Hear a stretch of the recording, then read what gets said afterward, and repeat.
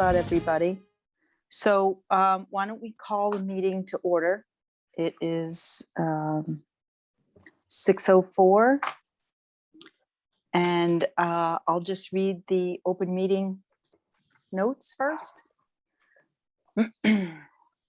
Open meeting of the Library Building Planning Committee is being conducted remotely, consistent with Governor Baker's executive order of March 12, 2020, due to the current state of emergency in the Commonwealth due to the outbreak of the COVID-19 virus. In order to mitigate the transmission of COVID-19 virus, we have been advised and directed by the Commonwealth to suspend public gatherings, and as such, the governor's order suspends the requirement of the open meeting law to have all meetings in a publicly accessible physical location. Further, all members of public bodies are allowed and encouraged to participate remotely. The order, which you can find posted to the town's website, allows public bodies to meet entirely remotely so long as reasonable public access is afforded so that the public can follow along with deliberations of the meeting. Ensuring public access does not ensure public participation unless such participation is required by law. So for this meeting, this committee is convening by Zoom. It's posted on the town's website, and we are being recorded. Let's see what else. All supporting materials that have been provided members of this body are available on the town's website unless otherwise noted. Just keep in mind, I will introduce each speaker on the agenda. After they conclude their remarks, the chair will go down the line of members, inviting each by name to provide in comment, questions, or motions. For any response, please wait until I yield the floor to you and state your name before speaking. If members wish to engage in colloquy with other members, please do so through me, taking care to identify yourself. So I'd like to do a roll call now so that I can hear all of you. We'll start with Beth. Here. Lisa. Here. Julie. Here. Prabhu. Here. John. Here. Doug. Here. Doreen. Here. Great. Hi, Andy and Mark. Hi. And welcome, John. Okay. So, John, are we waiting for Gail, or are you speaking on behalf of? Brad. Oh, it's Brad. It's Brad. Brad, I'm sorry. I'm sorry, Jay. It's okay. Well, it's my wife's computer.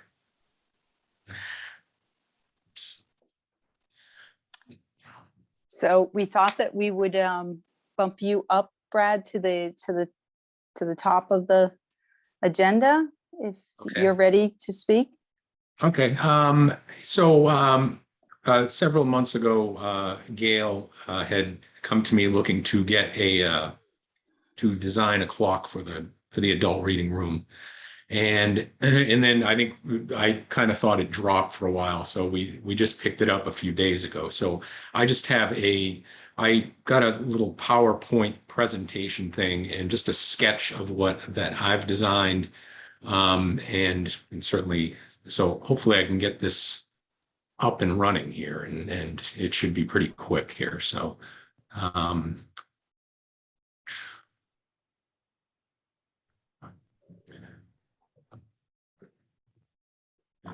can you see that?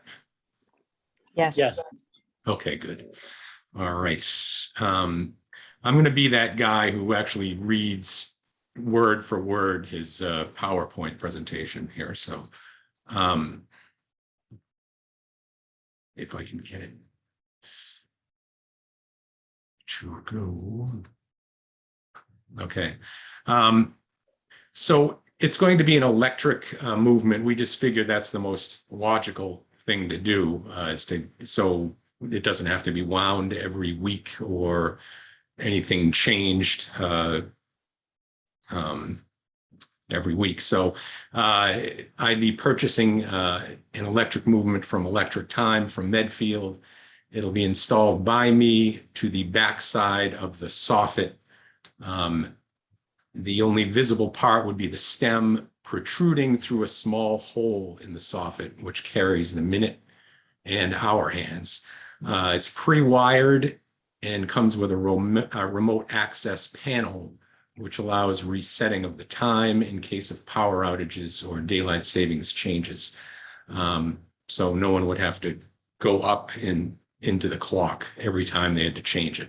But an electrician will need to run a wire between the soffit and the remote access panel. And we don't know exactly where the remote access panel will be located. We have to figure that out. And there'll be extra costs obviously associated with that, depending on how far it is away from the clock. The actual dial will be only 12 individually cut, filed and polished Roman numerals, made of 1/8 thick brass. It'll be treated with a silver oxide mix, which gives it the look of true silver, and then sealed with lacquer. Each numeral will have holes drilled in the back to accept the pins, which will allow the piece to be pressed in and held firmly in the plasterboard, which will allow for easy removal in the event of future repainting of the soffit.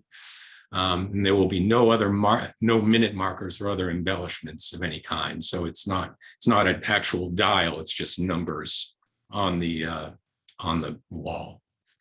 As far as the hands, an hour and minute hand will be cut, filed and polished from thin carbon steel, bushings to fit the hands onto the movement stem, and both hands will be heat treated to a deep blue color and sealed with lacquer. Each hand will require a slight weighted tail to act as a counterweight. It's just typical in larger hands like this, to avoid any flopping of the hands as they pass the 12 o'clock position. And the tails can be painted to the same color as the soffit, so you really wouldn't be that much of you wouldn't really see it. That's the basic design, just a classic Roman numerals, but it's in a slight elliptical shape to fit organically within the wide length of the soffit, as you can see in that other photo there. So that's obviously an older photo of the library, so I'm not sure what it looks like now. I've put this, I was told by Andy that the soffit is 36 inches. So I figured it should be about 24 to 28 inches, but I'd have to figure it out from the top of the 12 to the bottom of the 6. In the photo, I've placed the clock central to the room's opening, just simply because it looked right that way, but we can move it if the committee prefers. So I plan to make a plastic template to gauge the right shape and size of the final layout, and it can be used to find the best spot along the soffit before everything's set everything in.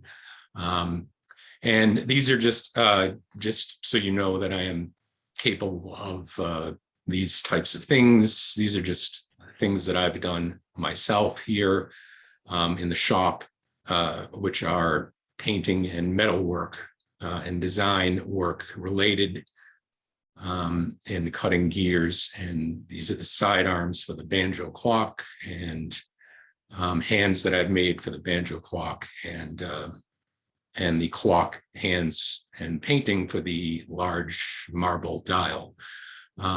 And that's it for right now. And I have to get out of here.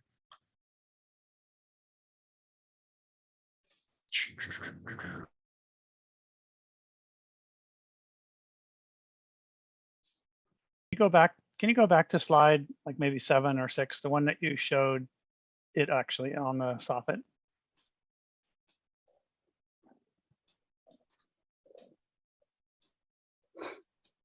Yeah, this one. So there's no what do you call it? There's no like round piece on the wall. It's just the letters in the soffit, and then the centerpiece in the soffit. Correct. Yep. Okay. Tell them it's a dial, not a face. Yes. Well, I'm trying to find where the digital numbers are. I don't see any digital numbers in there.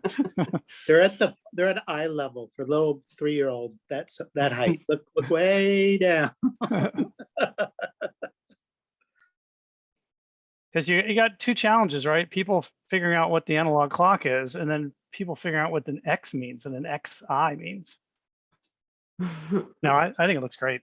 Yeah, I think it looks I think it's fantastic. going to look really nice. there. Yeah, I think that looks very nice. And I actually really like when you have that counterweight on the hands of the clock instead of painting them out. I don't know. That's obviously it's your design, but like the marble one that you showed, you had those counterweights, and I thought that looked really nice to the hands.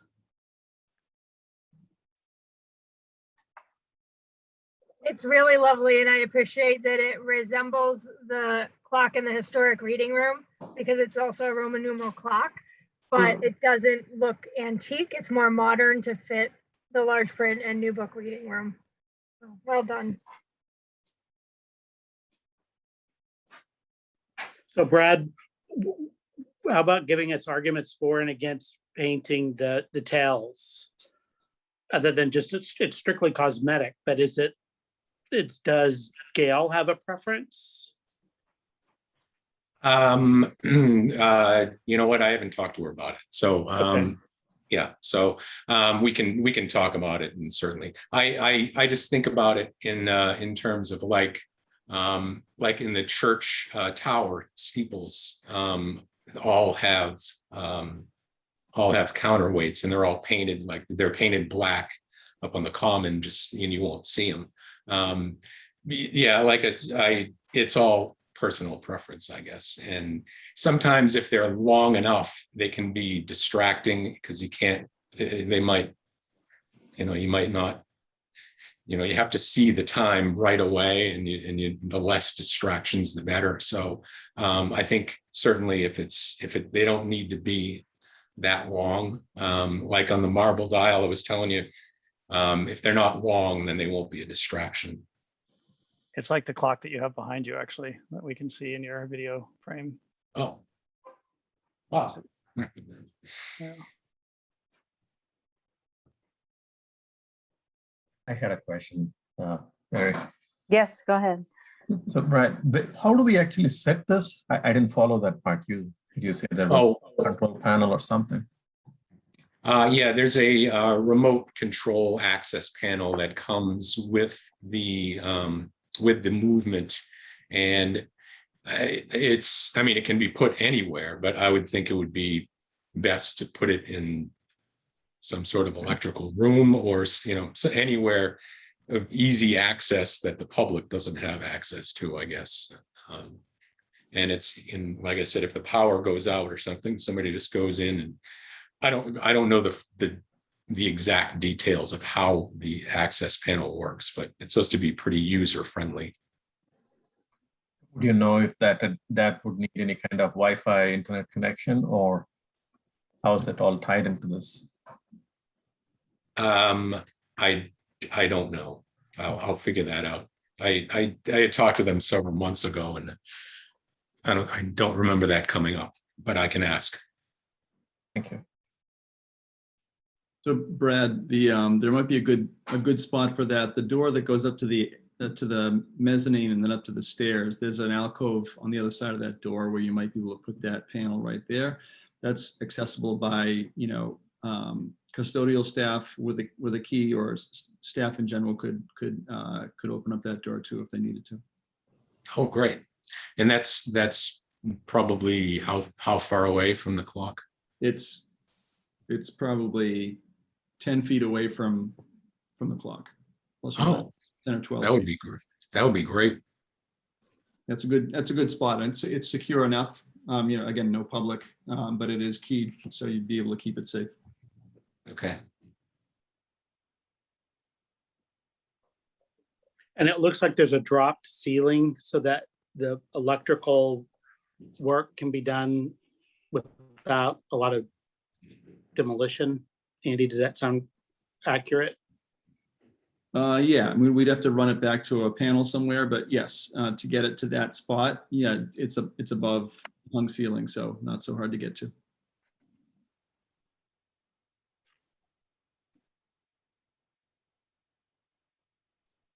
And Brad, what would be the time frame on getting this installed or designed?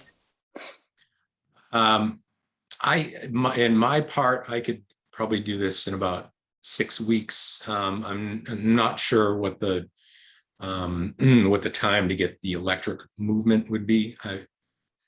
They're a local company. I shouldn't think it would be too long, but I will check on that.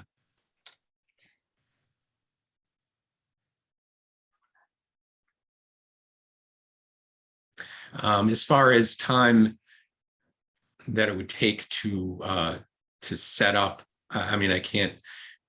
All I have to do is my part in the actual library would be putting the movement, to the back, finding a way to do that, which I can't think would take too long, and then just applying the numerals in the hand. So,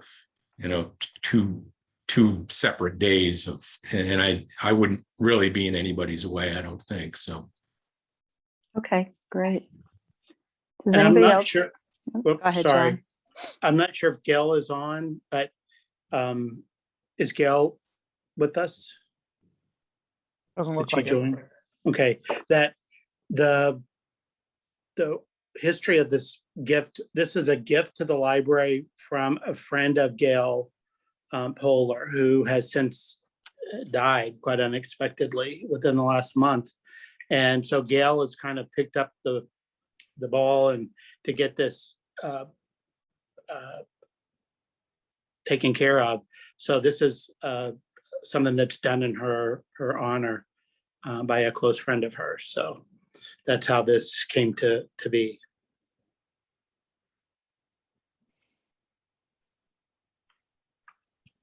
Okay, does anybody else have any other questions for Brad? In that case, Or you can comments? you can discount my comments and you can choose whatever Gail wants for the hands. Yeah, it'll be her say, but it looks lovely. I think it looks really nice. I was just going to ask if we need a motion to accept the design or move forward or allow Capital Campaign to contract with Mr. Schlapak. Is that, am I saying it right? To take care of the Schlapak. work, or Schlapak Schley, Pat. with Brad to take care of the work. So move. Okay, by roll call, Beth, Aye. Lisa, Hi. Julie, Hi. Prabhu. Aye, but should the motion be seconded also? I didn't I hear. thought it was. I'll by second it. John. Oh. I apologize. I thought it was by John. And John second. Oh, he did? Yeah, Okay. yeah. John, Aye. Doug, Aye. Doreen. Aye. Okay, I declare the motion carried. Great, that's great. We really appreciate it, Brad. It's going to be beautiful. All right, thank you very much, and I'll thank let you. Gail know it. I'll let Gail know it went through. So thank you very much for your time. Okay, Great. thank Thank you. you. Okay, thank you. Okay, so next up is executive session. And Beth has asked for an executive session to be held to discuss some bills, Well, some punch gonna- lists. there's 5 reasons to, or 6 reasons to go into executive session. So I would like to make a motion to go into executive session to discuss the reputation, character, physical condition, or mental health of an individual and glasses, and reconvene an open session after executive session. Okay. And I'll second we, the motion. okay, thank you. And then I think I should list who's eligible for executive session. Mhm. So Beth, Yeah. Lisa, Julie, Yeah. Prabhu, John, Doug, Doreen. I think that is all. So I would say that we go into executive session now. You need to and then vote. reconvene. I need a second and then you need to vote. and then I we can need to move vote the on it. reading room. Okay, all right. I apologize. I haven't Need done a this second. before. Doreen Okay. did. I Yeah, seconded Doreen already it. seconded. Yep. Okay, so by roll call, Beth, Aye. Lisa, Aye. Julie, Aye. Prabu, Aye. John, I, Doug, Aye. Doreen, Aye. and Mary, I. Okay, we're gonna go into an executive session now. Do we have to vote to go back into open session, or are we back in it because we started? Yep, we already voted to come back in, so we're all set. So we're all set in. Okay, great. Next up is the handicap accessibility. We just have a discussion about that. Sure. What's If the I can- latest? If I can start off, Sure. Hi, Ron. I was able to finish the drawings for the revisions to the counter work that was pointed out, the issues that were pointed out in the ADA review, and Beth's comments about counters that are too high. I've submitted those to the team, and I'm going to meet with Beth tomorrow to walk her through and make sure I've caught everything. And I had also asked that the drawings be sent to the agency that did the review to have them go through the drawings, make sure I caught everything, and make sure they're in agreement with how we're resolving these. DRA will be responsible financially for the work to be done. That's it. It's on us. There's no excuse. So we will address that. We are going to see if it's possible for us to pay CTA directly since we do not have a contract with them. I will talk to my management, talk to CTA, and see if we can resolve that and make it as simple as possible. I also asked CTA to provide an approach to how this is going to get done and a schedule. Part of the reason it took longer than I expected is I went back and detailed the counters in a different way that is much less invasive and intrusive in rebuilding them. Because basically we can reuse what's there with modification. And there's a way to do it that doesn't require the walls to be opened up, which would be just messy physically, plaster dust, etc. So this is a cleaner, quicker for the library to resolve. So that's moving forward. I'm going to let Mark jump in because the other issues are part of the construction. I know CTA has been addressing them, so I'll let Mark pick that up. Right, the other ones, for the most part, in a very general sense, were the ramps, inside ramp and outside ramp. CTA is working on both of those. They've addressed to a certain extent the outside one. And the inside one, I know they were scheduled to work, Beth, and I want to say that work was done, yeah. Yeah, the ramp leading from the adult reading into the existing library, they were out the other day when I was on site. Right. And they were kind of getting that hump leveled out. And they had asked that we go in and take a look to make sure they put the carpet tile back correctly. Right. So they've done or are doing the work, and now we just need to sign off on it that it's acceptable. Yeah. So. The one item that we need, actually there are two items I'd like to check on, and we can talk about it in the construction meeting tomorrow, is how they are going to address the shower stall that was put in backwards. I think Steve said the plumber acknowledges the error. They weren't going to fight it. They just said, yeah, we did it wrong. We're gonna, Okay, so they're working to resolve it. yeah. Okay, thank you. So I don't think they were fighting that. It was just, it's. Oh, gonna no, be- I didn't. Yeah, no, it's just gonna be invasive. I think because it's not a low hanging fruit type of thing, they're addressing everything else. We're gonna end up with that, and then we're just gonna have to do it. Exactly. Thank you. Since you mentioned the plumbing, what about the other plumbing? There was a number of other plumbing things that were wrong heights. Is that all grouped into those comments? That's, And yeah, part of the cabinet height with the sink height and so forth, it kind of goes together. So when the cabinets when the counters go down, the sinks will go down with them. yeah, and that's an easy fix because all of the water connections and the drain connections are flex connects. So they don't have to open up the walls. They can easily disconnect the plumbing, take the sink out, cut the counter, lower it, and then reconnect everything without redoing all the plumbing in the walls. Yep. And a number of the plumbing issues in the bathrooms, like a toilet was 1 inch too close to the wall, those have all been taken care of in the field.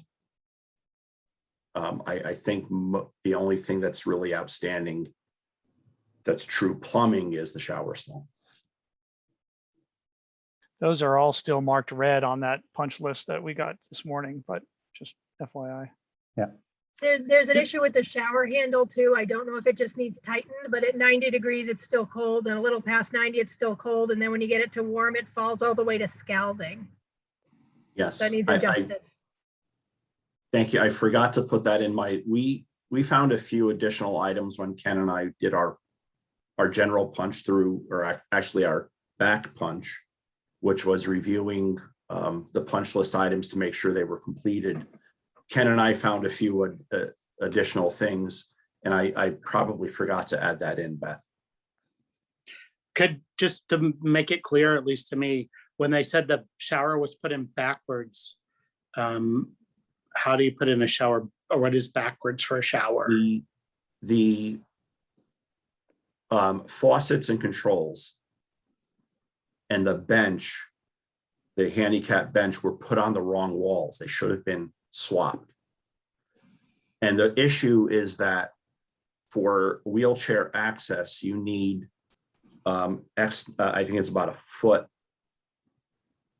to get up alongside the bench. And they put the bench on the side of the shower stall that was adjacent to the wall. So there wasn't that 1 foot for the wheelchair to get in. Okay, thanks. I You're just didn't know if it's like pipes were in the wrong place, or it's like, No, it wasn't that. The bad. opening was against the back wall.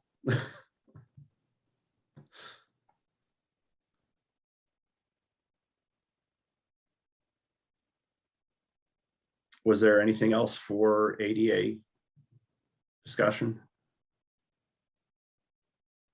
I don't think so. Okay. Does anybody else have any other questions on that?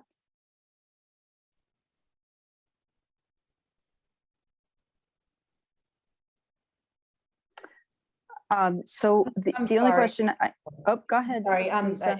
I was taking notes. There was recently something about from Daryl Reining and Christy Proctor recently about was it the floor tiles? But it was something after our last meeting. Did we get a letter, or did I read that in the Grafton News? Something on the walls, or? Paint colors. The accent, Colors. the accent paint colors in the children's library, they commented that they might be too bright. It's a comment. In reading their email, they said it was a comment, a suggestion that maybe they get toned down. That's up to the library to decide how you want to address that. If you'd like to choose a different shade of the same color to tone it down a little bit. It's the green wall, the yellow, actually the yellow-green wall in the corner, and then the teal wall on the other side of the room. I think at the time when it was brought up, the room hadn't been fully fit out yet. So It hadn't. So the consensus was, let's finish the room, step back, and then Yeah. if there's an issue, then you could Right. address it then.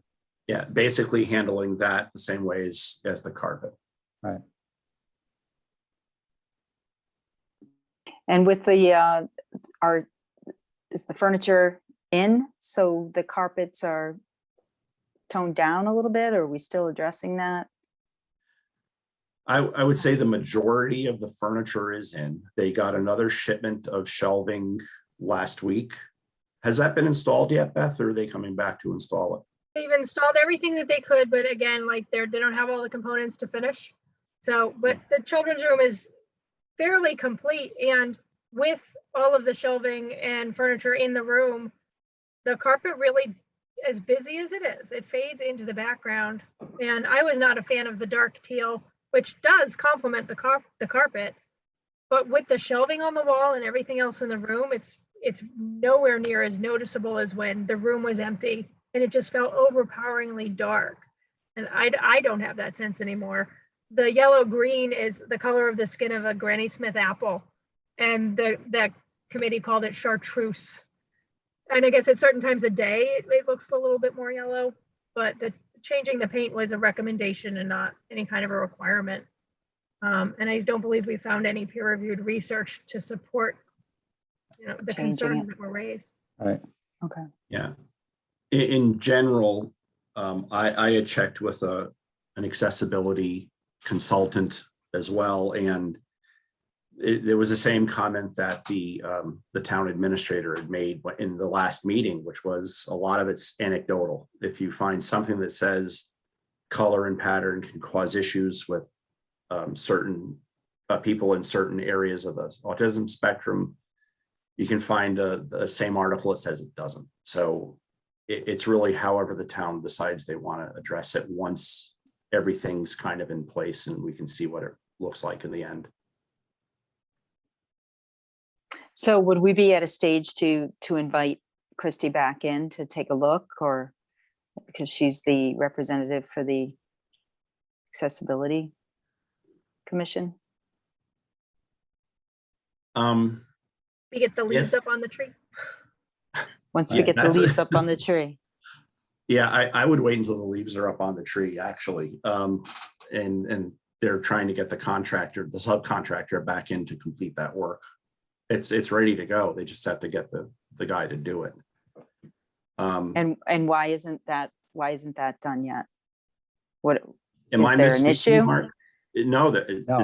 It's on CTA at this point, and unfortunately, a lot of times when subcontractors, reach the very end of a project and they're physically done and they move on to their next project, it's hard to get them back to finish. And so that's what the retainage is held for. We haven't, I don't think we've reduced retainage yet. We're still at 5%. And that was an intentional holdback to incentivize the subcontractors to not drag this out, just wrap it up as quickly as possible. And so what happens if they don't, for instance, if they don't, we can't get them back in a reasonable amount of time to put the leaves up on the tree, then we monetize that one item. Instead of holding back a general 5%, we say this item is worth $1,000. And generally it's more than it's worth. And you hold back and you tell CTA, we're going to hold this $1,000. If it's not done by a week from Tuesday, we're just going to deduct your $1,000 from your contract and we'll do it ourselves. Okay, And so it's not, we haven't reached that issue yet. CTA made a pass at the punch list. Ron and Ken did the back punch. And now usually you go from a big list to a little list and then maybe to some contested items, and then you work it out and you're done. So on top of that, what's happening is the staff is moving in. So concurrently with the quote unquote official list, there's the unofficial list from Beth and staff, which we now need to kind of combine and call through and determine which items are CTAs that we need them to add to their list, which items are maybe FF&E, which we need to discuss in this setting and so forth. But that's, all of this is typical. All of this is, none of it's unusual. And unfortunately, sometimes it can drag more than people want. And so I think collectively, we just need to be aggressive.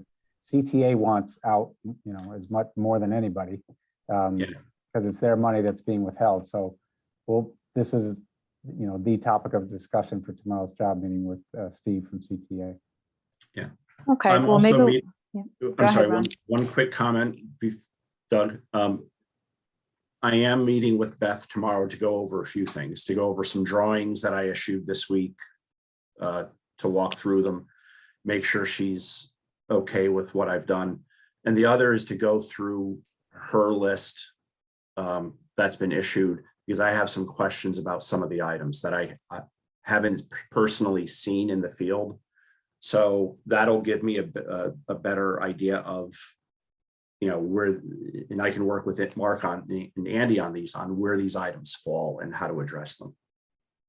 So I will be on site all day tomorrow and meeting with Beth, going through a few extra issues with the base contract punch list. And then reviewing drawings, and then we have our construction meeting.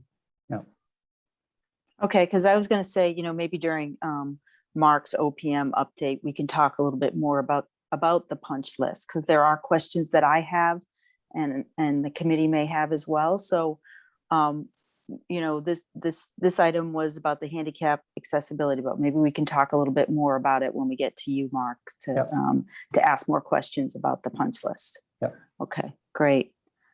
All right, so if there's nothing else on that, we can move on to the minutes that Lisa sent out. And hopefully everybody got. So we want to vote on those? If I get a motion?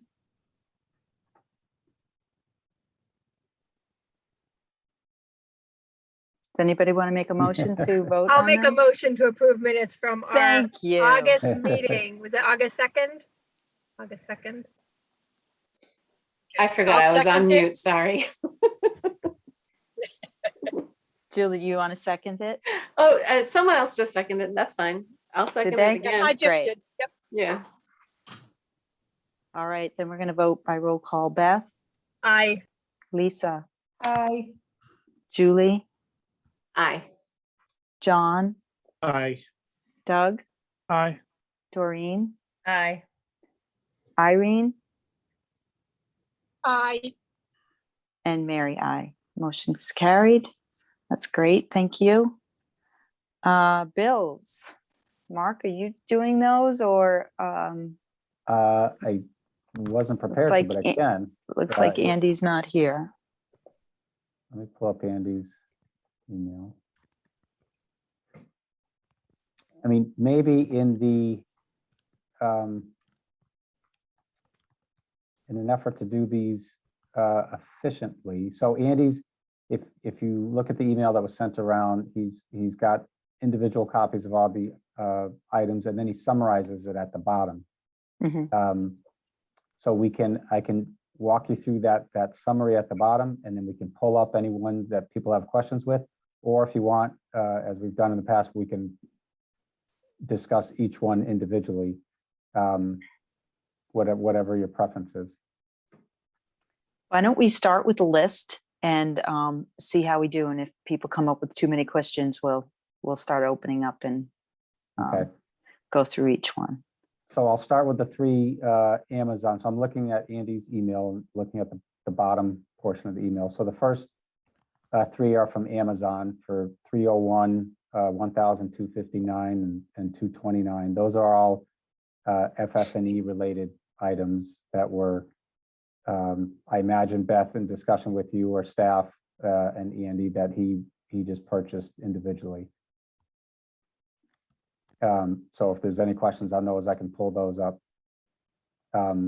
Some of them were small. I went through them before, like electrical power strips and things like that are needed for, once people got settled and the cord didn't reach or something like that, or they needed more outlets, they just added that. Colliers, that's our commissioning agent. So that's their monthly invoice. I'm sorry. Mark, So can we just vote on the Yeah, please. Okay, on we'll do like it. the each separate one at least, Mark? So All the right. Amazon, I'm gonna make a motion that we pay Amazon $301.34 for power strips. Second. okay. Vote Can by we do roll all call. three at once and then vote on them as a group? I would think we could. Yeah, Yeah. we can do that, put it together as a consent motion and just read all three prices out, Lisa, if you want to. All right, and then I make a motion to pay Amazon $1,259.97 for charging carts and $229.92 for TV brackets. Second. Great, thank you. So vote by roll call, Beth, I, Lisa, Aye. Julie, Aye. John, I, Doug, Aye. Doreen, Aye. Irene, I, and Mary, aye. Motion's carried. Okay, next. Next Mark? is Colliers for $4,069.76. That's our commissioning agent. And so this is, they've got one more meeting to wrap things up with CTA, and it was more, there's a connectivity issue for reporting. It had nothing to do with the function of the system. It was the reporting of the system. So they've got one more meeting that they're coordinating with Veterans, who's the mechanical contractor, and CTA. But this is just their monthly invoice that we've received on a fairly regular basis throughout the project. so are these the people that are overseeing the HVAC? Is that a different consultant to make sure it's right? Yes, this is that same group. So And to so make they're sure, aware of the problem that we're having right now with the condensation? They're the ones that would be yeah, so fixing that? so there's the design, there's the system as designed, and then the system installed, and they're confirming that the system as installed is per design and acting as intended. And so we're having condensation issues. That might be a balancing issue. But all these come to the front when there's occupancy and changes in temperatures, when there's like the shoulder seasons, as we're moving from summer to fall, oftentimes you have issues like this. So it's a good time to do the final commissioning, but that's who this is, and that's what they're charged it for. So I was gonna make a motion and then ask a question, but I guess we're just doing this. So last month, it was only $1,488.45. So this is like 3 times that. Do you know why? Because this is actually, we should have seen this level of input last in July, but the contractor wasn't ready, CTA wasn't ready. So then now they've come out to the field, they've marched through with the mechanical contractor, electrical, not so much plumbing, because that's pretty straightforward.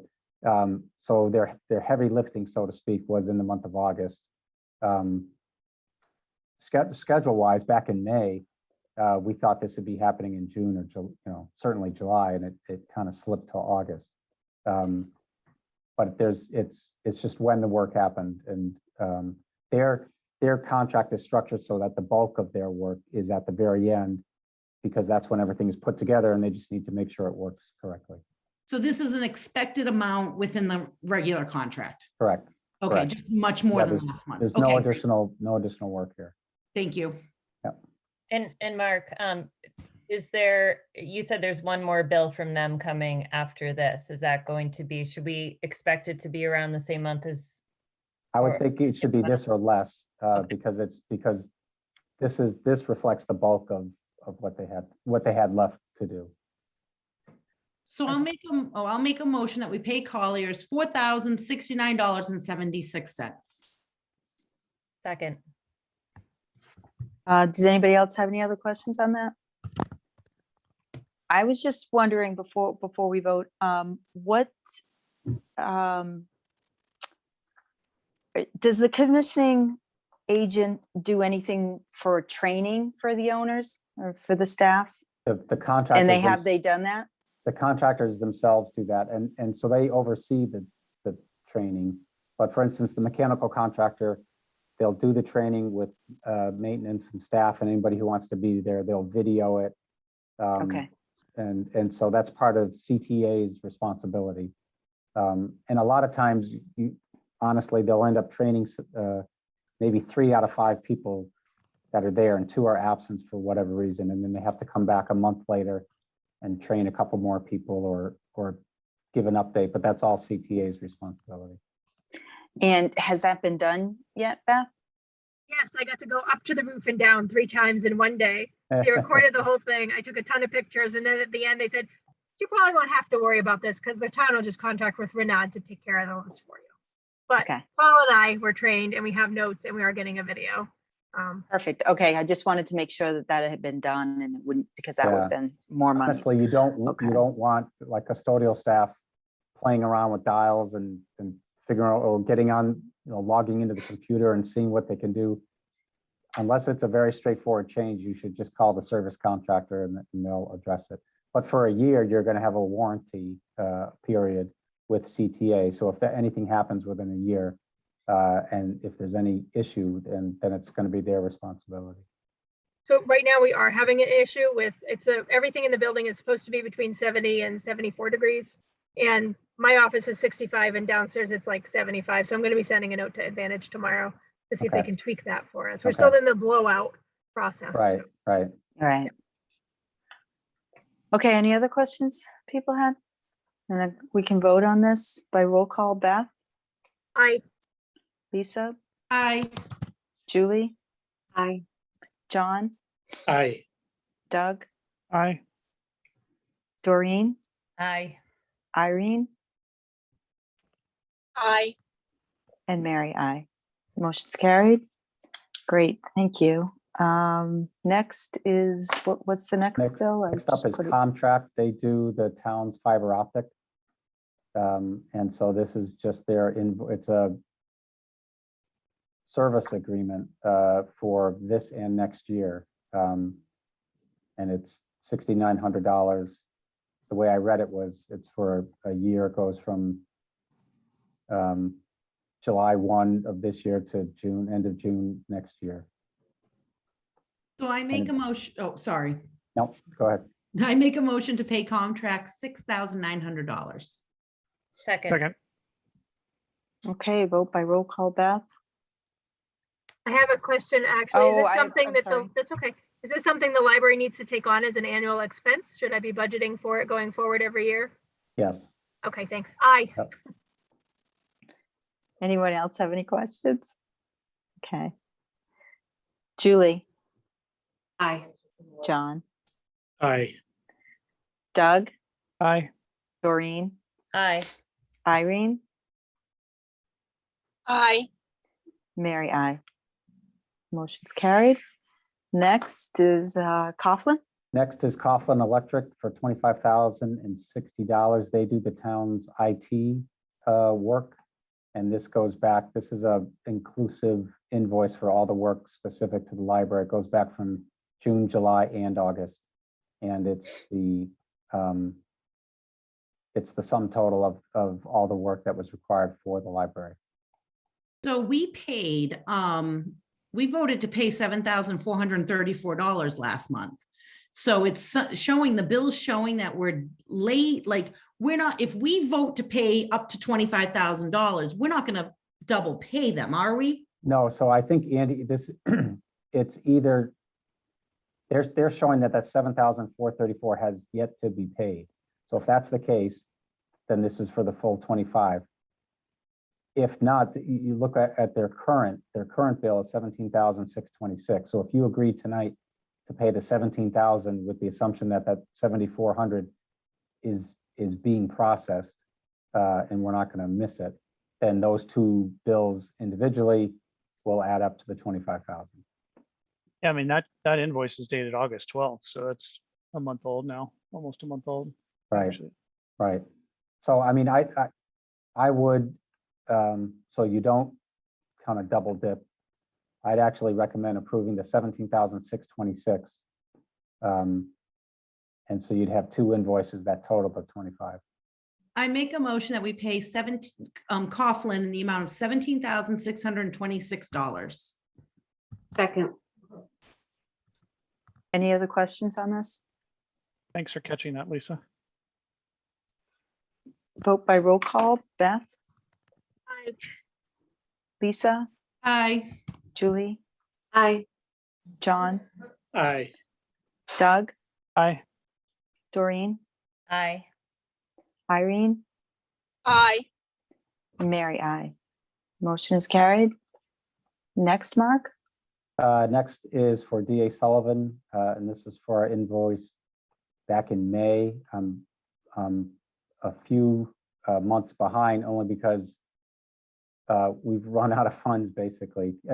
We didn't ask, so Andy was paid an extension, CTA was paid an extension, DRA was paid an extension. We were not, because I didn't ask for one. So, but trying to stretch, so I'm just been trying to stretch out the bills to last, and we're on fumes at this point, but that's fine. So that's why it's dated in May and not August. So I make a motion that we pay DA Sullivan for May's invoice of $4,050. Second. Any other questions on that? Will we be getting more of these, like backdated June, July? Yeah, these aren't backdated. You're just seeing them now. I don't know why you're actually seeing them now, but so I've been doing like 2 months at a time. Like Okay, May and June, June and July, like that. okay.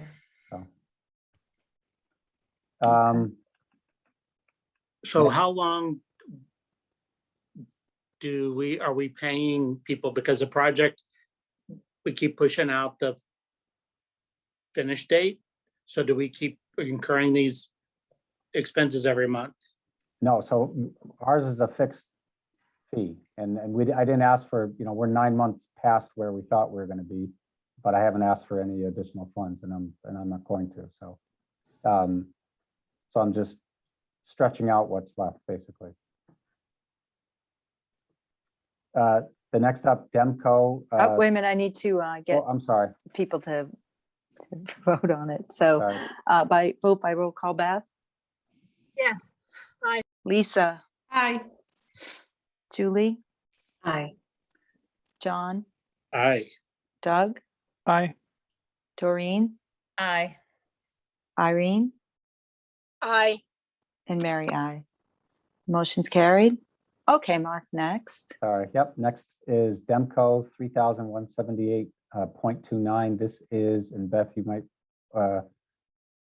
clarify what this is, but I think it's shelving related, like brackets and so forth. I think it's book carts. Book carts. That's what Yeah. it is. Okay. Yeah, single-sided wheeled book carts. Yep. Yeah. So it's a FF&E purchase. I make a motion, we pay Demco in the amount of $3,178.29. Second. Any other questions on it? Vote by roll call, Beth, Aye. Lisa, Aye. Julie, Aye. John, Aye. Doug, Aye. Doreen, Aye. Irene, Aye. and Mary, I. Motion's carried. Next, Mark. Next, Graves Engineering for $275.40. This was with respect to the Conservation Commission and some, the proposed changes to the, it was some administrative changes that were done and had to be addressed and overseen by the commissioning agent and the engineer sign off. And this was for 2 hours of work from the engineering company. I make a motion, we pay Graves Engineering in the amount of $275.40. Second. Okay, vote by roll call, Beth, Aye. Lisa, Aye. Julie, Aye. John, Aye. Doug, Aye. Doreen, Aye. Irene, Aye. Mary, I. Motion's carried. Next. Next is from Impact Fire for $122.40. And I don't know if this is going to be, Beth, if this is going to be part of your operating budget, if this is moving forward now, if this is going to be a monthly charge or not. I'm not quite sure what this is. I don't know if Impact Fire are the people like the monitoring service that's used by the town. I wasn't Yeah. I wasn't sure about this. Yeah, American Alarm is currently monitoring our fire alarms, and I've already paid that bill as part of our annual budget.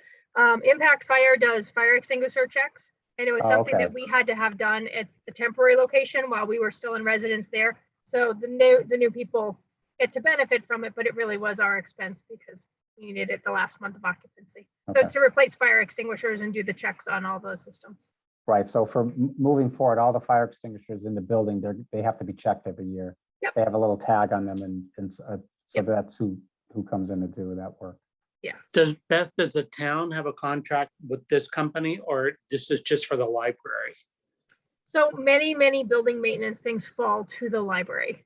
So the town may have a contract, but I have to schedule it. They get in touch with me and say it's due. And then I schedule a time when we're open for people to come through, and then I get the invoice and we pay it from the library budget. Okay, so they don't have like, that somebody does all the town buildings, each building has to be done by the building manager. Okay, Which is me. in this Yep. case. I make a motion to pay Impact Fire $122.40. A second. Okay, vote by roll call. Beth, I, Lisa, Aye. Julie, Aye. John, aye, Doug, Aye. Doreen, Aye. Irene, I, and Mary, aye. Motion's carried. Next, Next is Tucker. They are our FF&E furniture vendor, as you know, it's over 156,127.04. And this is, let me open it up. This is dated early August. So this was 50% and the remainder is going to be billed upon completion. So this is the first of 2 invoices. I make a motion to pay Tucker Library Interiors in the amount of $156,127.04. Second. questions? Beth?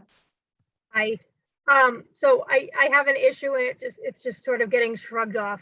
In the meeting where we discussed shelving, more than one meeting, I asked for slat wall display shelving on the ends of all of the end caps that did not have a bookcase placed on the ends of the shelving unit. And only the Friends section and some of the AV shelving and maybe 1 or 2 panels in the children's space got that slat wall shelving. And apparently nobody wrote it down in the meetings where I said it, and nobody noticed that it was missing from the quote or from the drawings. So we need to pay the bill, but if it's possible to somehow, maybe through capital campaign, procure additional money so we can make that correction to get the slat wall display shelving, that would be wonderful. Corey from Tucker just kind of went, oh, you said that? And that we But- could, for an additional expense, not swap things out, but just add a panel to get that display shelving. But we confirm that it's not on the quote, so it's not like they misdelivered it. What kind of money are we talking about? Do you know, Beth? I would be happy to ask her to provide a quote to correct it. Okay.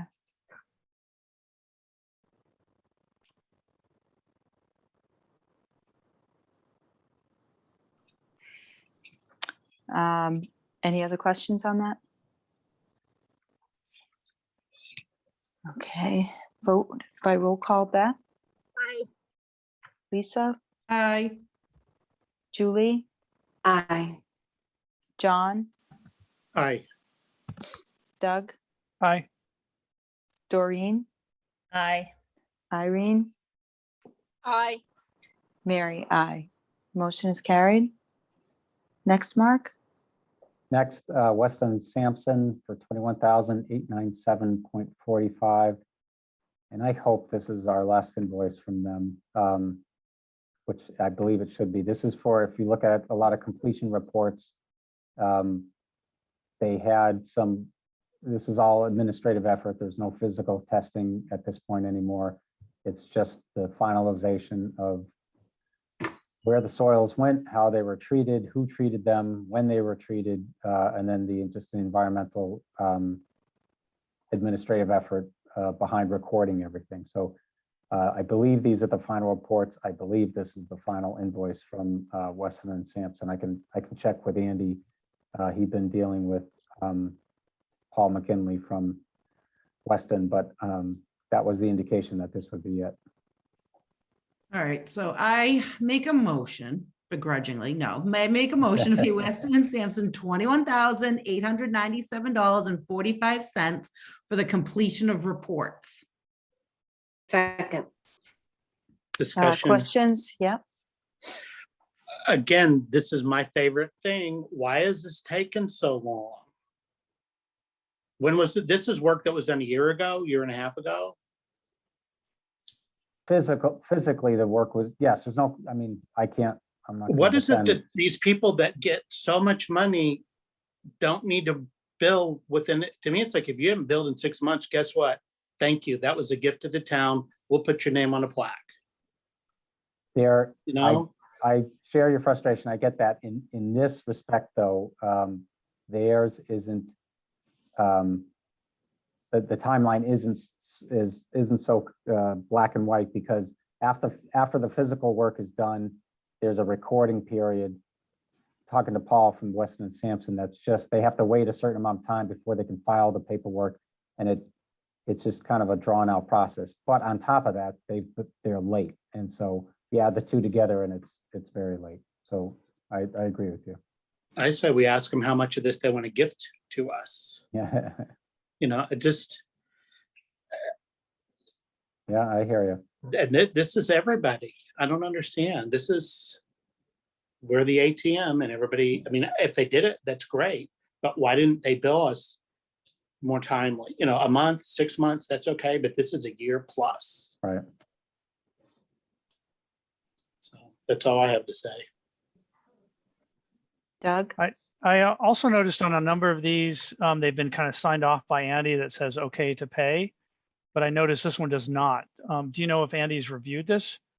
He has reviewed it. I didn't see it until he sent it out this morning, I think, maybe yesterday.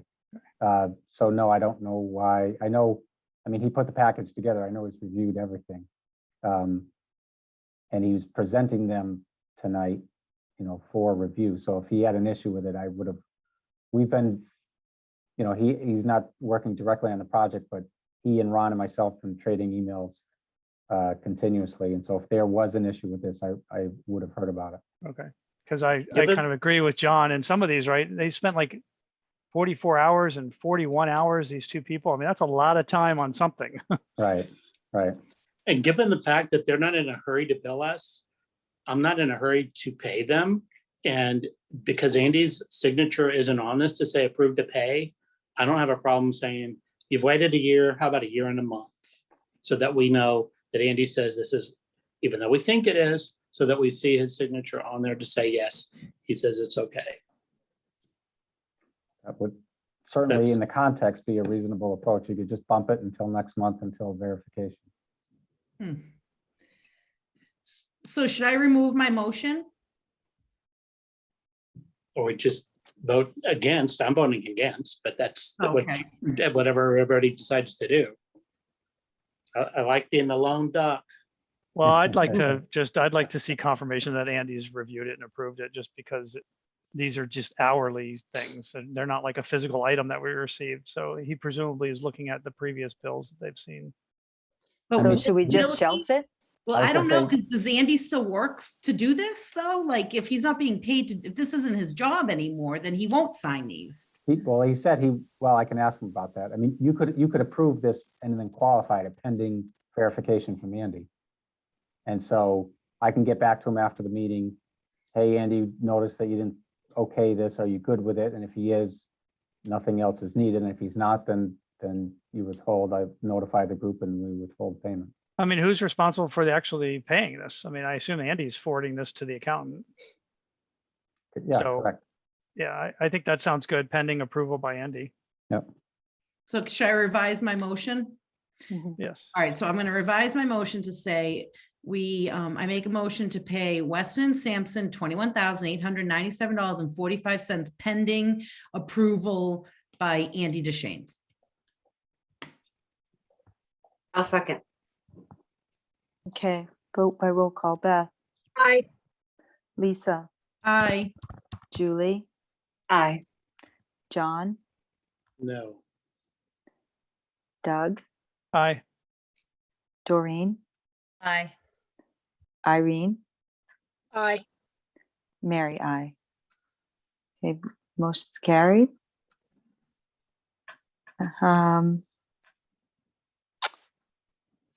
CTA, Yep, last up is CTA's August invoice for 101,061.40.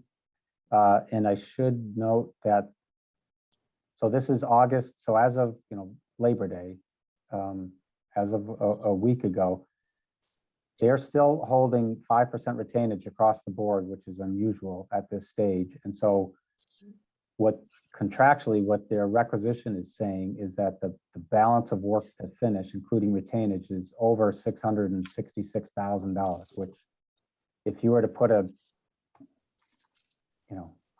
$10,000 amount for every punch list item that's remaining on the formal punch list, you wouldn't be near $660,000. So typically what happens once you get the certificate of substantial completion, that's a trigger to go from 5% to 2.5%.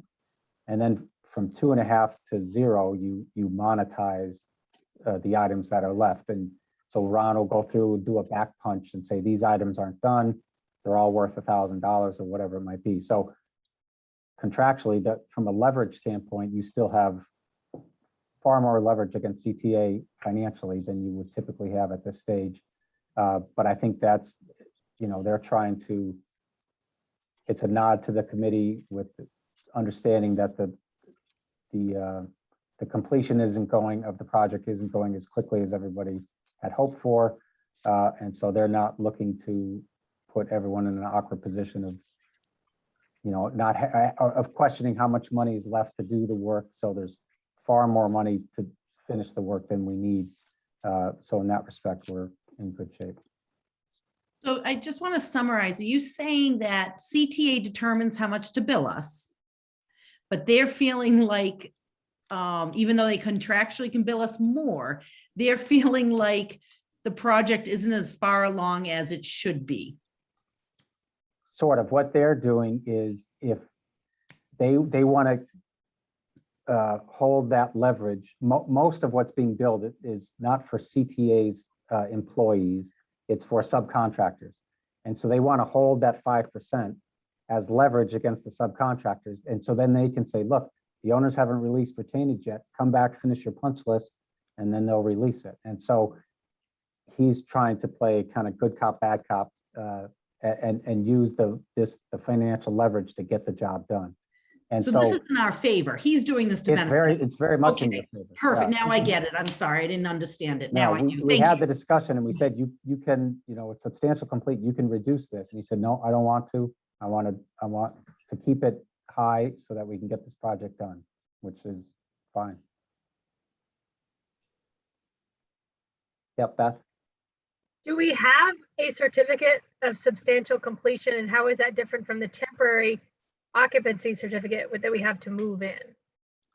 The TCO is the trigger by the building official, by the commissioner. The certificate of substantial completion comes from DRA's office.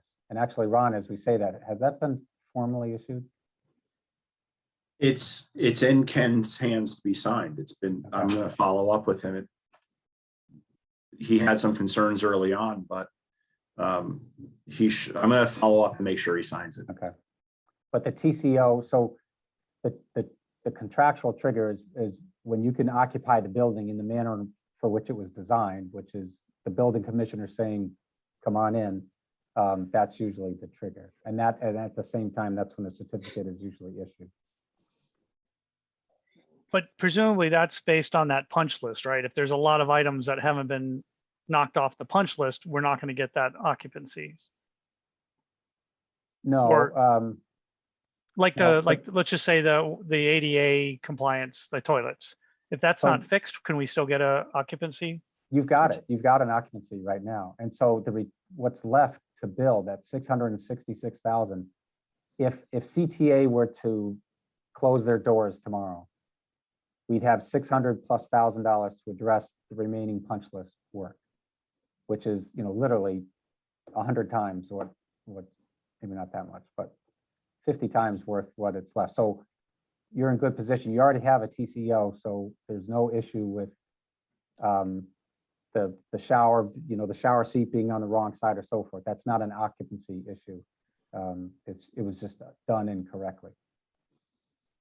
But when does it go from being a temporary certificate to an actual certificate of occupancy? When the list that was on the building commissioners, if he said this is a TCO until these 5 things are done, when you do those 5 things, then his qualification will go away. And so it's based on that, what qualifications he had on the TCO. And so I can't remember, I'd have to look back on the TCO. I don't think he attached the punch list. I think he had, I'd have to look at the items that were on the certificate. It might have been like code things, but I'm just saying, if there is one, I haven't seen it yet. So, Yeah, with- okay. As far as I'm concerned, we don't actually have a certificate of occupancy. Okay. And So- sorry, I'm sorry to ask the same question again, but so when we have a certificate of occupancy, we still could have a significant punch list left. Yes. Left, Yes. okay. Yes. So for instance, if there's a smudge on the wall and it has to be painted, that's not a certificate of occupancy issue, that's a punch list item. And you might have 100 smudges on the wall, but the building commissioner is not going to prevent you from moving in because of that. It's generally life safety related. If the elevator's not working, if the front doors don't work, something like that, then he's not going to issue that certificate.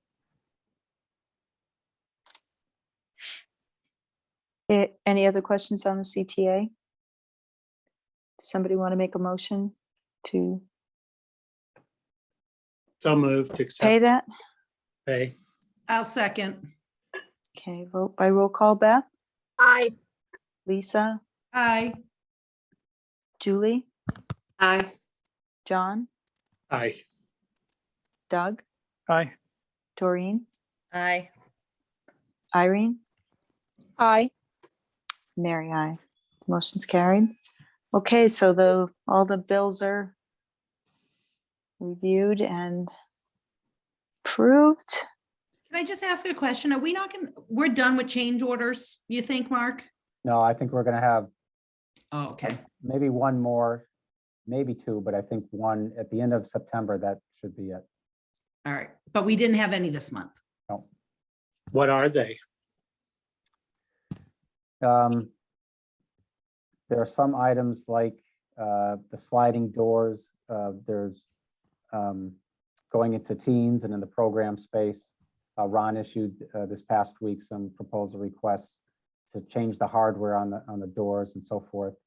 There are some things like, for instance, I think it's on Beth's list, but it's not a formal punch list, on the glass railings that go down the stairs. There's glass panels that don't have a cap. It didn't call for it, but visually you look at it and it seems to maybe want a cap. So if we add a cap, that's going to be a change order to CTA. So there's going to be things like that, like loose ends that we have to clean up. And so I don't know. Go ahead. some of these, as we go through the punch list, so we're going to combine Beth and the staff's list with DRA's list, put them together, weed it out, and we're going to end up with, half dozen items that we'll bring to the committee and say, if you want to do these weren't contractually owned, but it seems like we should maybe pursue these. If you want to, it's going to be a change to CTA's contract. Do you want to proceed or not? And so we're going to have that discussion in the next couple of weeks. Okay, so can we have discussion about the punch list now that we're on Yep. to you, Mark? And Yep. yeah, so I think that's a pretty big one. We look at Beth's list and then the construction list. It's not melded together. We don't know who owns what, who's going to be doing that work. I mean, we think it's really important that we have somebody assigned to, a company assigned to each item, and when it's going to be done, and whether it's part of the contract or a change order. Like, we need to have separate lists for change orders, I would think. So what I've done, so I'm kind of playing the point person to that. So the list from DRA, that's all contract related items, and CTA may object, though I don't think they really have this to date, Ron. They may say along the way, this particular item that you're asking for, I don't think it's owed by contract. We might have a discussion about a couple items on DRA's punch list. Concurrently, we've got Beth and the staff's list. So I've sent that entire list to CTA, and with the understanding that some of these items may or may not be yours. If you don't think they are, let me know. Others certainly are yours, like stained ceiling tile or paint issues or so forth. And oftentimes when an owner moves in, they pick up items that maybe in this case Ron and Ken did not, because they're in the space, they're using the space, and they, an outlet doesn't work or something. And so it's not unusual to have an owner's list and a architect's list. It makes things cumbersome. So CTA, most contractors say, just give me the list, give me the master list, so I know when I finish this list, I'm done. They don't want to finish what's on a list and then we give them another list from another entity, and then they finish that and they say, well, we forgot to add this list. So I'm starting with Steve from CTA saying, here's everything. And let's you and I both go through this, and he may say, okay, I'll take this one. This one I think is a furniture item. That's not me. And then if I agree with him and he pulls out 30 items that he doesn't agree with, then I'll pull those out and I'll make those a separate list for the building committee to review and say, these items, and I'll discuss this with Ron, that we're in agreement, these aren't contractually owned. Do you want to pursue them? And if you do want to pursue them, do you want to buy it separately through the owner as an FF&E item, or do you want to go through the contract with CTA and make it a change order? So if it's a buyout item, I would say just do it yourselves through, like Andy's been doing with Amazon and so forth. If it's something that has to be fabricated or constructed or installed, then maybe we have the discussion about CTA. But at this point, in general, from 30,000 feet looking down, it's best to just wrap CTA up as quickly as we can and be done with it. And I think that'll leave the committee with a handful of items to pursue outside of the contract, if you want. So we're at the point now we've got like 3 lists maybe circulating, all kind of mashed together, and we're going through the process of weeding them out. And I'm going to end up, DRA's list is going to grow by a certain amount of items that were on Beth and the staff's list, and then what's left we're going to have to review as a committee or subcommittee and just march right through each one. So that was my question.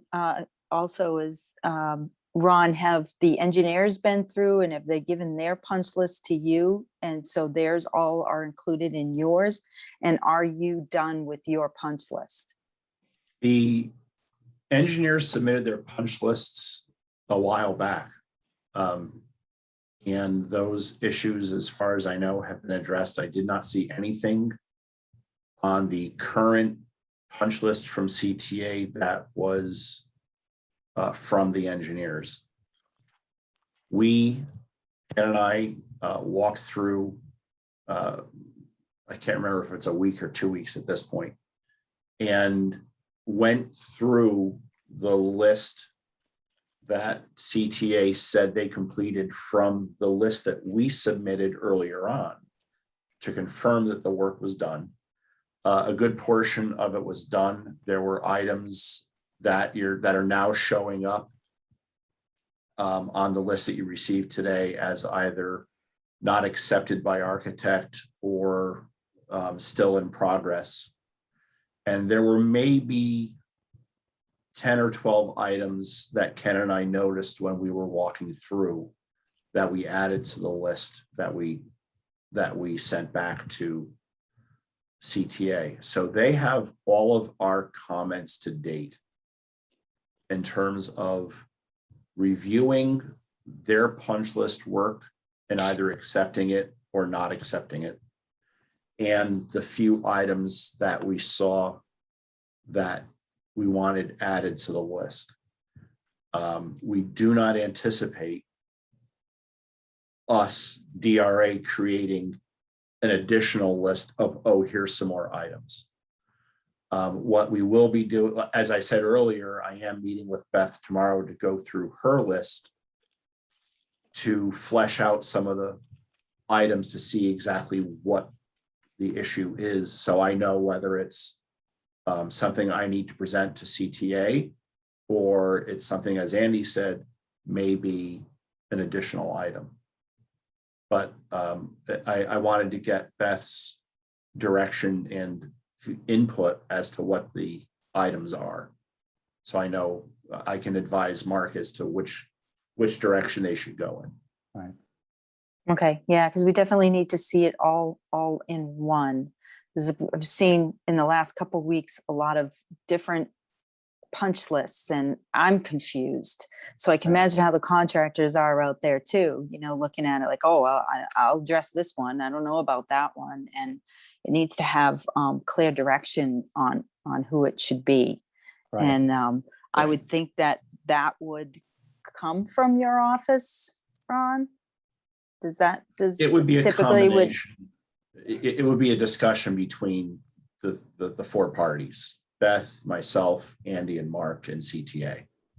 well, I can see that Beth would have to say, oh, an outlet doesn't work here or that, but should she be making the list that she's making? And I mean, it's pretty detailed, the stuff that I saw. So I just want to make sure that, you know, you guys have gone through the whole building and given it a really thorough walkthrough, and you've got the list that you think is it. Yes. So that, because if we're going to get them out, CTA, we're not going to see them again. They're not coming back. Oh, no, So, they I mean, would- so yeah. the formal list, the contractual formal list is from DRA, but if Beth sees a stained ceiling tile but it's not on DRA's list, that doesn't mean CTA doesn't have to do it. So Exactly. Right. So, and they understand that, but they don't want to see 5 lists. They want Right. to, so everybody's focusing on DRA's list. So we have to take Beth's list, pull out the ones that we know were not, for whatever reason, included in DRA's list. Maybe there's a leaking, like there's a lot of stained ceiling tile. We know, or we think the roof isn't leaking. So we think there's mechanical units above the ceiling that are dripping for whatever reason. And maybe the ceiling tile wasn't stained a month ago, but now it is. So it's a new punch list item. So that gets added to DRA's list, removed from Beth's list, and you just kind of slog your way through it. But I guess Okay, and one that- question is that who's responsible for taking Beth's list and going that? Is that what Ron's going to be doing, or is that what So you're going to be I'm- doing, Mark? So I'm kind of playing the point with Ron on one side and CTA on the other, but it's really a collective effort. Steve from CTA is going through, he's going to go through Beth's list and say, well, that's not mine, that's not mine. And I said, that's great. Just cross off whatever you don't think is yours. We'll have a discussion. The ones that you don't argue, we'll swing to DRA's list, and then we'll just start marching through the other ones. So you guys are going to be you're going to be deciding what's contractual and what you Right. think is not. It's not going to be the committee or Beth or anybody at this point. It will be, No, that's not your Okay. responsibility. I mean, unless you want to be part of that discussion, it's not, it's an easy enough thing to have a discussion for Ron and I to figure out, is this stained ceiling tile, is that a legitimate punch list, or is it something that the owner did or whatever? And so, and CTA hasn't argued about any of this, and they're just getting inundated with information. And so we're trying to, just to make it more efficient. But again, this is what happens when an owner moves in, and whether it's a school and all of a sudden a teacher's in their new classroom and they look around and they come up with 5 punch list items that weren't on anybody's list. It happens all the time. So we just have to collect it, march through it, and then get rid of it. and then my last question would be, what happens with, furniture's going in, the walls get dinged, who's fixing those? Would So that be that- CTA or would that be the So owner? so that happens a lot, unfortunately. So the room is done, it's painted. CTA has met the responsibility, and then somebody moving in furniture trips and drives a chair into the drywall and dents it. well, we can't fault CTA for that. And so Right. oftentimes there might be a half a dozen items on Beth's list that point out issues that need to be addressed, but CTA is going to argue, well, I don't disagree with you, but I didn't do that, so it's not my responsibility. So I know we're going to have those discussions, and we always have those discussions. So ideally, when the painter is back on site, touching up different areas, we can say, hey, can you hit these 5 spots over here that the movers hit, and it won't be an issue. If they decline, then it's something that we could self-perform or figure out. Or the ultimate responsibility would be to the furniture installers if Right. there is any additional charges. Right. Okay. They're, you know, we went through the building before they started bringing in furniture. You know, we did our punch list. If they scratched a wall with a table leg, if it's something that can be, as Mark said, if it's something to be a quick touch up that the painter doesn't mind doing, great. If it's something that's going to incur an extra charge, then it goes back to the furniture dealer. And would Somebody that, mo- yeah, who would be looking at that? So that wouldn't be your responsibility either. That would be, we'd have to have somebody from the town that would be looking at that, correct? To do the final sign off. So say the furniture guy did come in, he put a hole in the plaster wall. Would it be not your responsibility, Ron, to redo the punch list, or you, Mark, to come up with a punch list for that? It would be up to the owner. Yes, and so I'm thinking between Beth and the staff, they're going to capture those items, and those are going to end up on the list that CTA is arguing against. And we're going to end up with a short list of, hey, this is mover damage, and then you Okay. can have a discussion with the mover. Okay.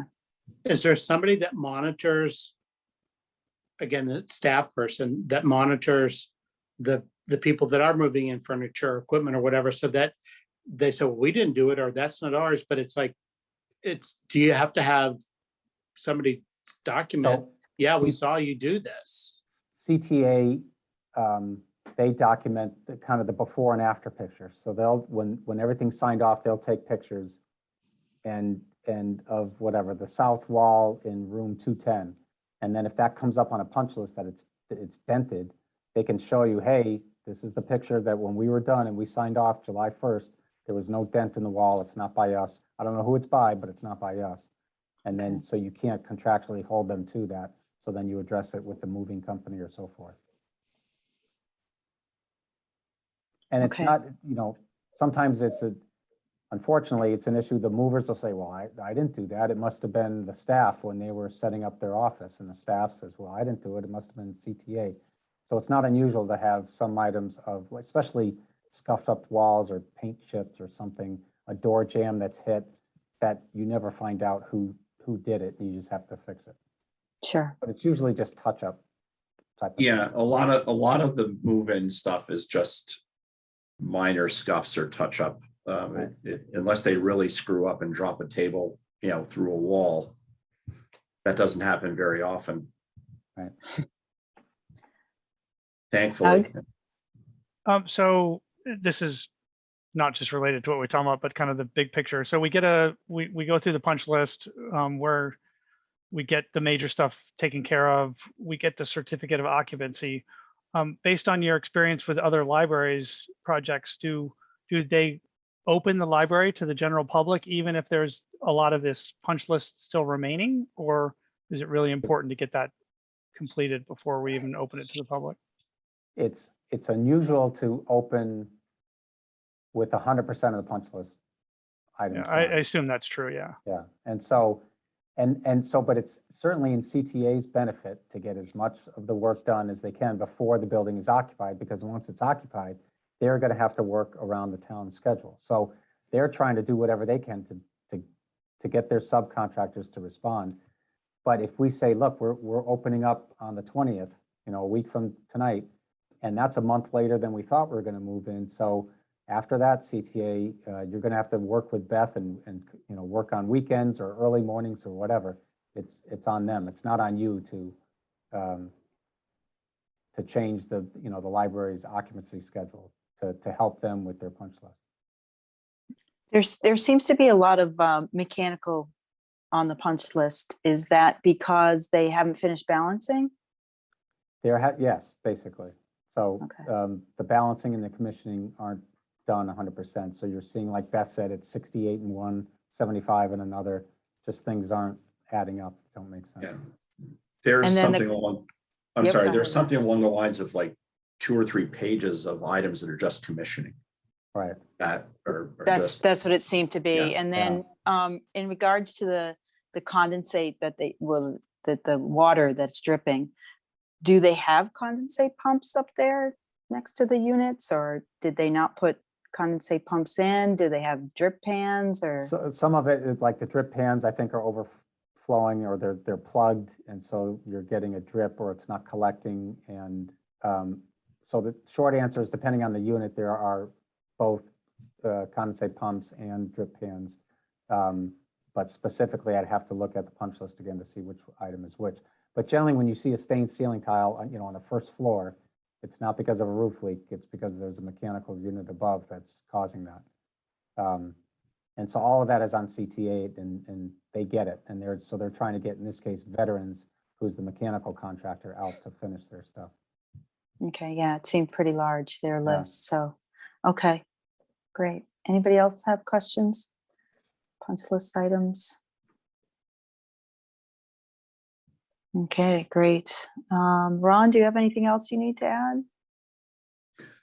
no, I think we've covered most of the items that I had on my list.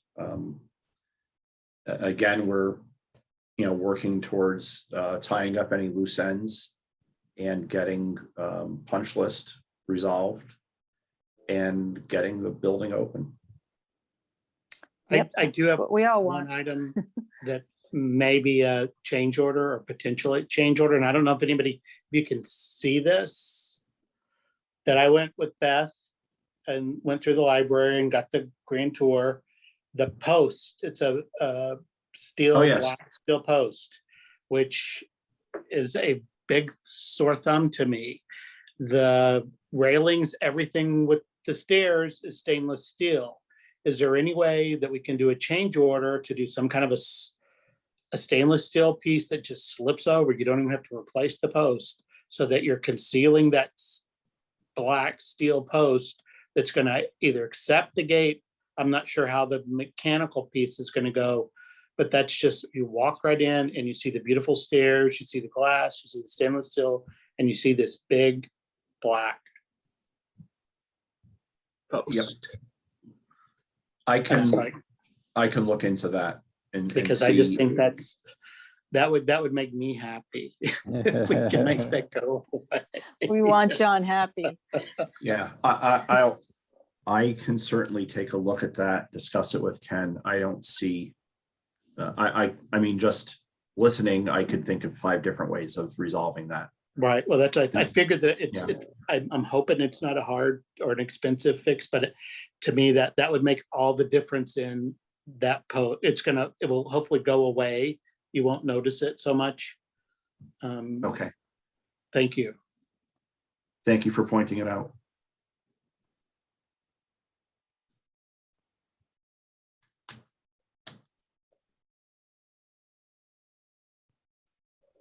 The one last punch list type / design item, the carpet in the periodicals room, the original building. The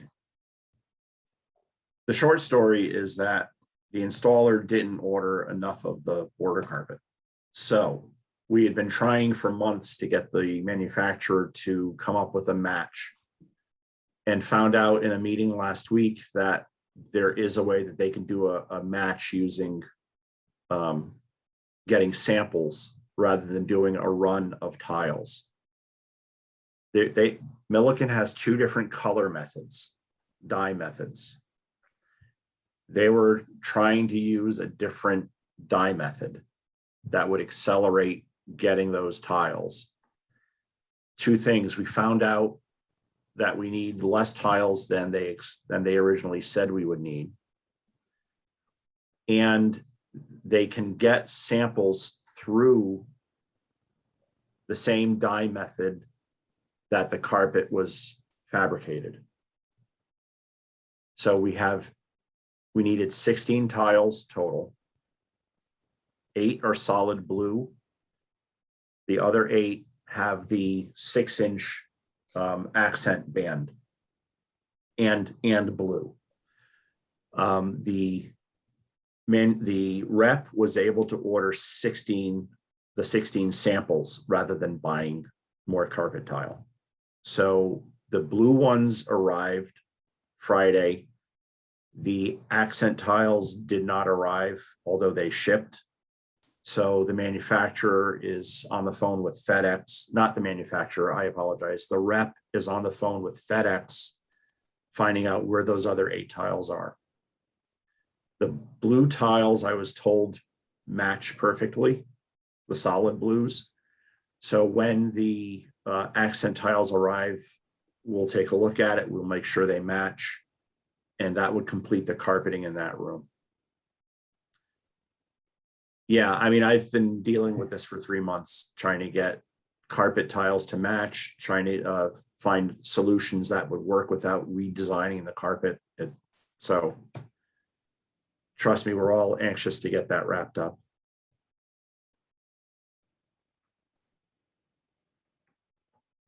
Sounds like a mock-up to me. I'm sorry. Sounds like a mock-up to me. Yeah. And we're like, well, why didn't you tell us a month, Yeah, 2 months exactly. ago that you could use Yeah. this other dye method to get samples? We went through 3 different samples that weren't even close to matching. Not Right. even, Took not 3 even months close. to do that. And then he said, oh, I could also do this and that would match perfectly. We're like, I think- "Why?" I think the 6 of us wanted to either pass out or hit him. I wasn't sure which. Well, you But got that- there eventually, so. that's Yeah. fine. That said, keeping our fingers crossed that it will be resolved within the week. That's great. Okay. Anything on historic district? John? They had an in-person meeting and I am in Texas, so I wasn't able to attend. I didn't get any feedback at all that there was anything discussed, but that doesn't Okay. mean that there wasn't. Beth may know. Beth might know. I don't actually, but I have a question and Andy isn't here to answer it. It says on his report for September that was sent, or for August that was sent out today, that we're still waiting for a design item from the design team for Historic District Commission to approve. And I'm not sure that that's true. Like I thought we resolved that a long time, like a couple months ago in one of the interiors committees. It was the design of the roof panels. The screen, yeah. Yeah, so we picked something and I thought it was given to them. It's done. Yeah. I We don't know were why he getting didn't say that. pricing. I'm sorry to interrupt. Oh, go ahead. We were getting pricing from CTA. Did that pricing come through yet? Yeah, we can ask Steve about it. I think it's on the minutes. I think the job. Yeah, yeah, it's one of the items on our construction meeting minutes. Yeah. I think it just says project team to price. It's, Yeah, so CTA was going to get price so that price could be presented to the building committee. but yeah, because I think it's been a couple months, if not Yeah, more, that Mhm. we Yeah. approved the design. yeah. Yeah. John finished that a while ago. So, We'll gang up on Steve tomorrow.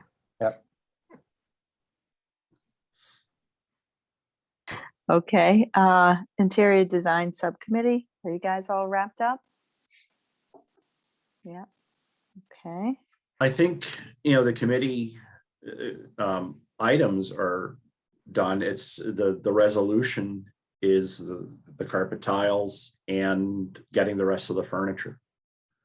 We Go ahead, Beth. found out that they thought the couch and chair for the staff room, which we picked a different design to get a larger unit. Yeah, They thought that got ordered and maybe it didn't get included, so now it's been ordered. And then the same thing kind of happened with the wall manipulatives that we wanted for the children's room. Like we had picked a range of things and it seemed like we could afford them all. And they were all in the quote, but I guess Corey was waiting for us to say, okay, great, we want these 6 or 8 or whatever. So now she's working with the children's librarian. I said, Okay. Sarah, I take this off my plate, and they're gonna work together to figure out what will fit in which spaces and get That those would be ordered. good. Yeah. Yeah. When Ken and I walked through, we talked briefly with the two people in the children's library. And one of the items was the triangular millwork pieces that are supposed to go up against the wall. They asked if they could be free of the wall. So I have to ask Corey if we can weight the base of those units so that they don't tip if they're freestanding. It's similar to what you do with commercial file cabinets. You put a weight in the bottom of it so that if you open the top drawer, it doesn't fall on you. So I have to ask, I'm glad you mentioned the wall things, because I have to ask Corey about weighting those triangular pieces. The C-shaped desks that are mobile for circulation, there's I think 4 of them. They're very tippy because of where the casters are. So we need to look at that tomorrow. I noticed that, and that's another thing I wanted to talk to her about, is just adding, that should be nothing more than adding an additional caster right at the apex of the arch.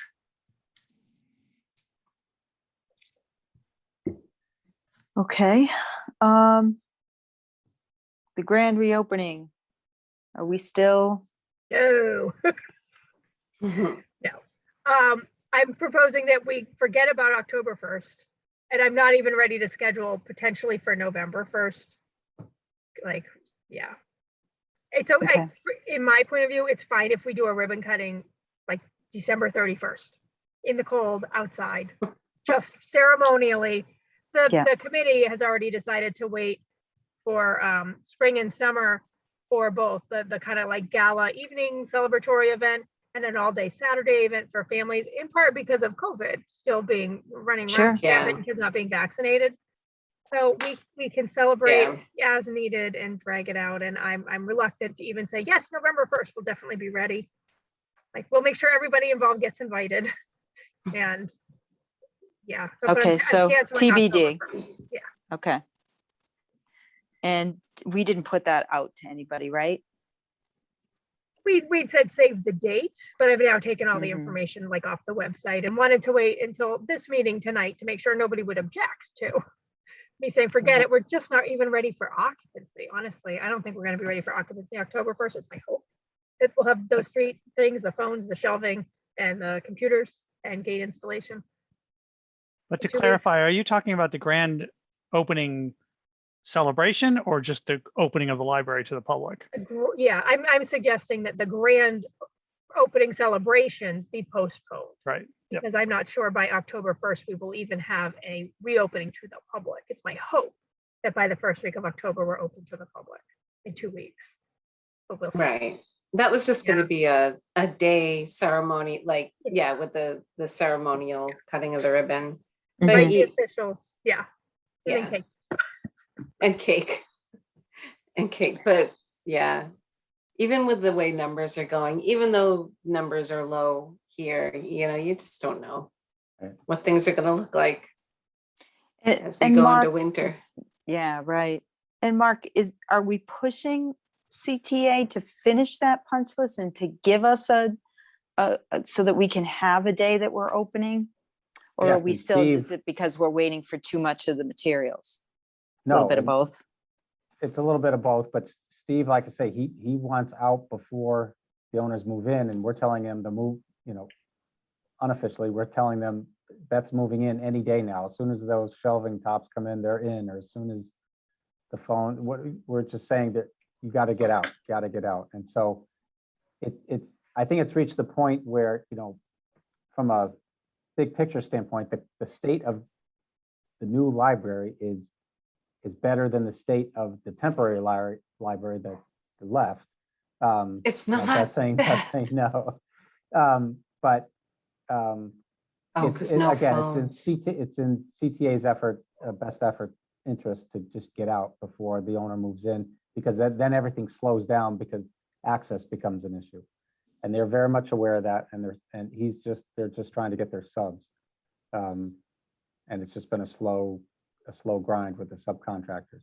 that's why that 5% retainage at this point is a good thing. Yeah, that is a good thing. I Okay. will also let everybody know that MBLC's recommendation is once everything is installed and you're ready to open, which means we have the phones, we have the shelving so we can put everything away. Right. And Certainly we have need those. phones. Yeah. We still get 2 weeks to occupy our building and figure out how the phone system works and how the gates work. So even if they finish and button everything up by September 30th, we still need 2 weeks in the building to learn those systems that we can't train on because they're not ready.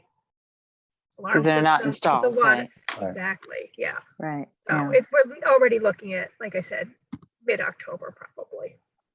Mark, Okay. who chases down this phone thing? Who's, In process, it is in process. The company they were working with was not responsive, so they got is that somebody from the else to come. town? Is that was that contracted through the town? Yeah, Yeah. we decided to switch to the system the schools have. Oh, So okay. somebody came and installed the box to get it set up and then went, oh, but I can't do anything because I need IT to come do something. And he wrote a great email that I sent off to Evan and the IT company. And now I'm going to be following up tomorrow because it's been 2 days now, but they haven't responded. Okay. So Mark, all the phone lines are in, so contractually they can open up. It's, a phone line for the elevator and a fire alarm and all that Right. stuff. So contractually you could open up. It's just that there are not phones to function for the Right. So- staff. So There's contractually, you could. no phone service. There's no Right. phone service. There's the elevator and the life safety stuff is in place, but the Hmm. fax is not, and the telephone service has not been turned on. So even Right, if so we plug in a so- phone. So contractually, Okay. CTA could say, I'm not holding you up. Functionally, Mhm. you need phones, so you can't open without the phone. So you're caught in between right now. And Yeah. it's now become my job to chase down the phones. Which it should not be, of course. Right. If you want, Beth, I can talk to Andy. So you certainly know more about the issue than I do, but if there's somebody if you want to loop me in on the next email, and then I can kind of, I can jump in front of it and say, on behalf of Beth, where are we? What's going on? So that's fine.